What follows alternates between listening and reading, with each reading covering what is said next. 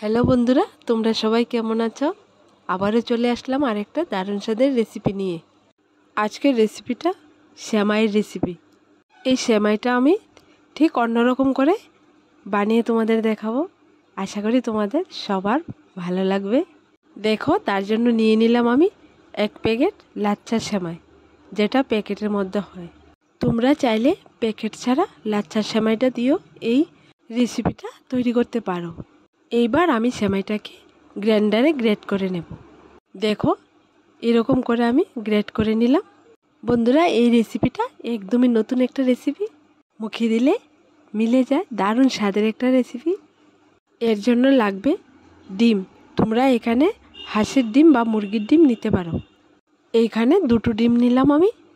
এইবার একটা hand batter দিয়ে ডিমটাকে ফাটিয়ে নেব। ডিমটা ভালো করে ফাটানো হয়ে গেলে এর মধ্যে দিয়ে দেব গ্রেট করে রাখা সেমাইগুলা। সেমাইটা দেওয়ার পর ভালো করে হ্যান্ড বিটারটা দিয়ে মিক্সড করে নেব। এরপর এর মধ্যে দিয়ে দিলাম সামান্য পরিমাণ এলাচ পেস্ট, যাতে করে ডিমের স্মেলটা না থাকে। দেখো বন্ধুরা, 2টো ডিম দিয়ে ব্যাটারটা রেডি হয়নি, তাই আমি একটু একটু করে পানি দিয়ে ব্যাটারটাকে তৈরি করে নেব। এখানে ব্যাটারটা তৈরি করতে আমার 1 কাপের মতো পানি লেগেছে। দেখো, ঠিক এরকম করে ব্যাটারটা আমি তৈরি করে নিলাম। এবার ভেজে নেব। চুলোয় একটা প্যান বসিয়ে প্যানটার মধ্যে দিয়ে দিলাম রান্নার তেল। রান্নার তেলটা গরম হয়ে গেছে। এবার আমি ব্যাটার থেকে একটু একটু করে ব্যাটার তেলের উপর ছেড়ে দেব। বন্ধুরা, এই রেসিপিটা খুবই অসাধারণ স্বাদের একটা রেসিপি। তোমরা ঘরে ট্রাই করে খেয়ে দেখো, একদম মুখে লেগে থাকার মতো একটা রেসিপি। দেখো, সবগুলো ব্যাটার থেকে আমি এরকম সাইজ করে দিয়ে দিলাম। এইবার একটা কাঁটা চামচ দিয়ে উল্টিয়ে দেব। গোল্ডেন ব্রাউন কালার করে ভাজবো না, হালকা ব্রাউন কালার হয়ে গেলে নামিয়ে নেব। দেখো বন্ধুরা, এগুলো ভাজার সময় ডুবো তেলে ভাজতে হবে। ডুবো তেলে ভাজলে একদম ফুলকো ফুলকো নরম তুলতুলে হয়। আমরা সকলেই বাড়িতে সেমাই তৈরি করে খাই, কেননা এরকম করে একবার সেমাইটা তৈরি করে খেয়ে দেখো, বারবার খেতে ইচ্ছে করবে। দেখো বন্ধুরা, সবগুলো আমি উল্টিয়ে নিলাম। এক সাইড ভাজা হয়ে গেছে। এইবার অপর সাইডটা ভাজা হয়ে গেলে নামিয়ে নেব। দেখো কতটা সুন্দর হয়েছে দেখতে। বারবার একই রকম করে সেমাই তৈরি না করে ঠিক আমার মতো করে একবার ঘরেতে ট্রাই করে দেখো, দেখবে দারুণ লাগে। দেখো বন্ধুরা, হালকা ব্রাউন কালার হয়ে গেছে। এবার আমি নামিয়ে নেব।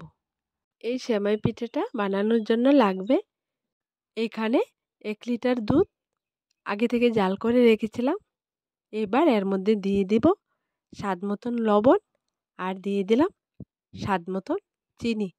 চিনিটা এখানে তোমরা যে যেরকম মিষ্টি পছন্দ করো তোমাদের পছন্দ অনুযায়ী দিতে পারো। আর নিয়ে নিলাম 3-4টে আস্ত এলাচ থেতো করে, আর নারকেল কুড়া। এবার এর মধ্যে দিয়ে আরেকবার ভালো করে ফুটিয়ে নেব। দেখো বন্ধুরা, সেমাই দিয়ে যে পিঠের মতো করে আমি ভেজেছিলাম, দেখতে কতটা সুন্দর হয়েছে, একদম নরম তুলতুলে। দুধটা ভালো করে ফুটে গেছে। এবার এগুলা দিয়ে দেব। সেমাইয়ের পিঠেগুলো দেওয়ার পর দুধটাকে আর জাল করতে হবে না, এমনিতে পিঠেগুলোর মধ্যে দুধ ঢুকে যাবে।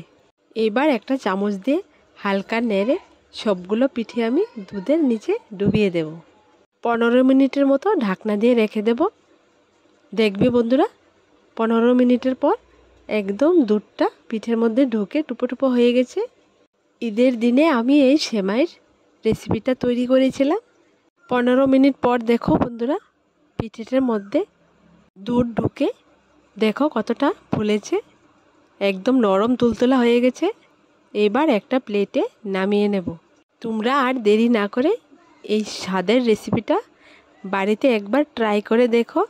আর আমার দেওয়া রেসিপিগুলো তোমাদের যদি ভালো লেগে থাকে তাহলে লাইক, শেয়ার এবং সাবস্ক্রাইব করে পাশে থাকা বেল বাটনটি অবশ্যই ক্লিক করে রাখবে, যাতে করে আমার দেওয়া নতুন নতুন রেসিপিগুলো সবার প্রথমে তোমাদের কাছে পৌঁছায়।